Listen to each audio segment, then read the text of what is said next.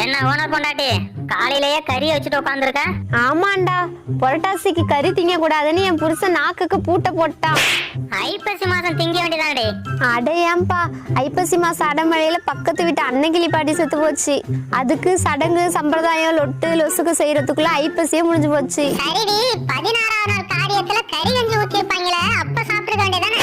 அந்த கொடுமையை ஏன்டா கேக்குறீங்க? ஏண்டி என்னாச்சு? காலையில இருந்து கருமாதி வேலையை முடிச்சுட்டு கறி சாப்பிடலான்னு கடைசி பந்தியில உட்காந்தண்டா. கறி எடுத்து வாயில வைக்கலான்னு போறேன், இந்த கரும்பு முடிச்சவன் எங்க இருந்து வந்தான்னு தெரியல. கறியாடி முக்கியம்னு சண்டையை போட்டுட்டு கைய புடிச்சு தரன்னு இழுத்துட்டு வீட்டுக்கு வந்துட்டான். சரி விடு ஓனர் பொண்டாட்டி, அவனுக்கு என்ன பிரச்சனையோ சண்டை போட்டிருக்கான்.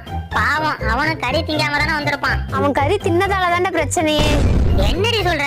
அந்த மூதேவி பந்தியில உட்காந்து 3 கப்பு கறியை தின்னுபிட்டு 4வது கப்ல கறி கம்மியா இருக்குன்னு தான் சண்டையை போட்டான். கருமாதிக்கு பிறந்தவன